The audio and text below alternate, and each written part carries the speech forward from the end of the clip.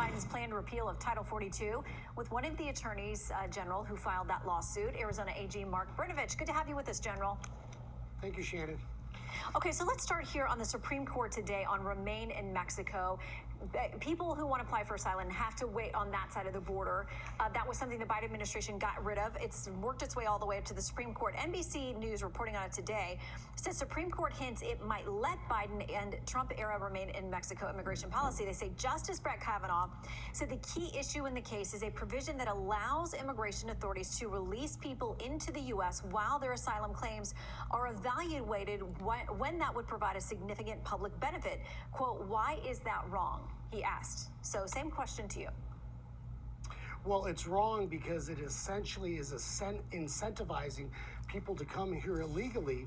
And this federal statute, as Justice Thomas pointed out today in the arguments, there's a presumption that they shall be detained. And so what we argued essentially is that if you're not going to make people have them make those asylum claims in Mexico, then they shall be detained. They have to be detained while those claims are pending. And what the Biden administration has done, not only here, but even with the interim and permanent guidances, they are essentially allowing millions of people to enter into our country illegally and then just being released into our community. And I argue that that is not only illegal, but is incentivizing people to come here illegally. And that's why we're seeing record numbers of people enter the country illegally. So let me ask you about this. The Texas Tribune reports on human rights groups who say it's very dangerous to make people go back into Mexico and wait there. They say in New York, this New York-based organization recorded 1,544 cases of killings, rapes, and kidnappings of migrants who were forced to remain in Mexico between the launch of this policy in January 2019 and January 2021 when the Biden administration suspended the policy. So how do you answer those concerns about the threats people will face if they wait on that side of the border versus this one? It is a terrible tragedy when anyone is being exploited by the cartels.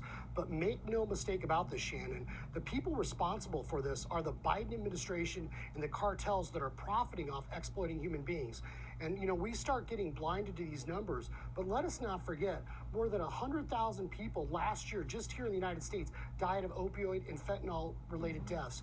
We see more crime in our inner cities. We are seeing a huge spike here in Arizona, but throughout the country of people that are dying as a result of the cartel violence and the drugs that are flowing into our country. So I would say that the Biden administration should be more worried about American taxpayers and protecting the United States than they are what's going on in Central America or Mexico. It's as simple as that. We need to put American taxpayers above people coming from Central America, from countries like Guatemala or Honduras. So you may have heard Jen Psaki today at the White House briefing where she said, listen, we want to work with people who want to get together with us and do something about the immigration problem. And we've talked about this many times on this show, whether Republicans are running Washington or Democrats are running Washington, we seem to have the same problems. Why is there an inability to get anything done on this issue that, as you said, it ends up with people, real human lives being exploited in the process of the mess at the border? Shannon, I'm a first-generation American. You know, my parents fled communism. I understand why people want to come to this country because it's the greatest country in the world because we have a rule of law. And we can't unilaterally let any person, including President Biden or Jen Psaki or anyone else, essentially rewrite our immigration laws and decriminalize and incentivize people coming here illegally. And that's the problem. The very reason why people want to come here is because the rule of law means something, and the Biden administration is essentially gutting that. And the real problem comes back to you have this permanent class in Washington, D.C., and when the Democrats control Congress, it's bad enough, and it's dangerous for Americans. But when you have an incompetent president who has people talking in his earpiece that are far leftists, they essentially want to abolish ICE, and they don't care about the safety of hardworking American taxpayers, and we're seeing the consequences. It is catastrophic when you combine a Democratic Congress with an incompetent liberal president, and Americans are paying the price for that now. Let me quickly ask you about Title 42. It's supposed to go away in May. It is the pandemic era. Well, it's older than that, but used in the pandemic to turn people away because of concerns about COVID. And there were hundreds of thousands of people, if the last calculation I read is correct, on that. Now, the DHS Secretary Mayorkas has come out with a memo saying we've got a plan to deal with what could happen after Title 42. Axios reports under the new plan, DHS vows to increase resources, including personnel, transportation, medical support, and facilities facilities to support border operations, including an increase over 600 law enforcement personnel and agents from other government agencies to assist U.S. Customs and Border Protection. Says two things to me. They acknowledge it's going to happen, but they do have a plan. How do you feel about that?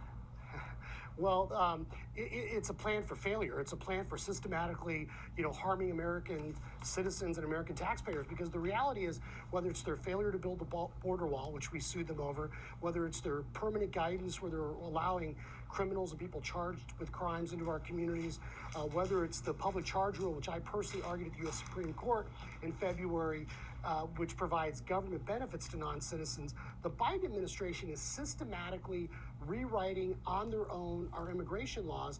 They have, as I said, decriminalized and incentivized people coming here illegally. So they can say whatever they want, or Jen Psaki can try to spin this all she wants. But the reality is that they have created a catastrophe on our southern border. And Arizona is not only paying the price, but taxpayers throughout this country are being affected. Our communities are more dangerous, and there's more drugs flowing into our neighborhoods, which is killing our daughters, sons, nieces, and nephews. Yeah, and it sounds like there's bipartisan worry growing and counsel to the White House about this. So we'll see what comes in May. In the meantime, Arizona Attorney General Mark Brnovich, thank you for your time. Thank you, Shannon.